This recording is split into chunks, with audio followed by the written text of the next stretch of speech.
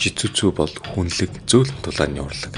Хэрв та жицүцүүгийн хоёр дасгалжуулагчийн хооронд спарринг тоглолтыг үзсэн бол хүнлэг соёлтой гэх үгс салахгүй бодогдно. Эртний Япон бүхий төрөл бөгөөд Япон хэлнээс орчуулбал жүүн хүнлэг зөөлөн гэсэн утгатай бол жицүү нь урлаг гэж орчуулагддаг. Тиймээс жицүцүү бол зөөлөн урлаг юм а. Японы самурай дайчид уг аргыг зэвсэхгүй үедээ өөрийгөө хамгаалах техник хэмээн хөгжүүлж ирсэн. Биеийн хэмжээнээс илүү ур чадвар.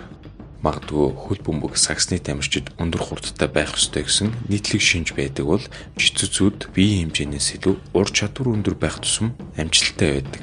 Хамгийн алдартай тулааны спортын тамирчид булчинлаг болохыг хүсдэггүй, жинхэнэ ур чадвартай болохыг эрмэлздэг. Жишээ нь Брюс Ли тулааны урлагт орчин үеийн эцэг гэж нэрлэгддэг бөгөөд 1 м 72 см өндөртэй байсан. Грейс жицүцүүгийн үүс хүн байгуулагч Хейло Грейс гэх эрхэм 1 м 75 см өндөртэй байжээ. Эдгээр хүмүүсийн амжилтын үндэс нь ур чадвар, түүнийг давтах дадал зуршилтай холбоотой байв.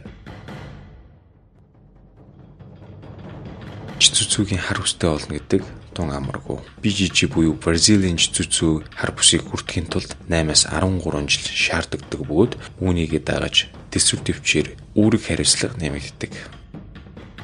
Бодол санаагаа удирдахад туслах жицүцүүгийн хамгийн давуу талуудын нэг бол хувийн асуудлаа шийдвэрлэх чадварыг сайжруулж өгдөг. Мөн биеийн хүч, бодол санаагаа удирдах уян хатан байдлыг сайжруулдаг. Өрсөлдөгчөө хэрхэн хурдан чиглүүлж, хэрхэн давуу байдлыг олж авах чадрыг бүрэн эзэмшүүлдэг. Комик зохиолын бааtruуд жицүцүүтэй нэгт холбоотой. Комик бааtruудын ихэнх нь жицүцүү техник ур чадвартай бөгөөд түүнийг ашиглаж өрсөлдөгчөө буулгаж авдаг байна. The Red Skull, Captain America, Bucky зэрэг Marvel-ийн бааtruуд жицүцүүгийн техник ашигладаг. DC-д уг техникийг ашигладаг мөн олон бааtruуд бий. Жицүцүү олон давуу талтай. Жицүцүү нь биеийн болон сэтгэлийн хувьд олон үр ашигтай. Тэсвэр хатуужил, бие бялдаржуулж, ур чадваржуулах, мөн өөрийгөө хамгаалах фитнесийн сайн нөлөөтэй. Сэтгцийн хувьд айдстайгаа нүүр тулах, даруй байдлыг тогтоож өгөх, өөрийгөө тодорхойлж, бие хүн болж төлөвшөх зэрэгтэй сайн үр дүнтэй.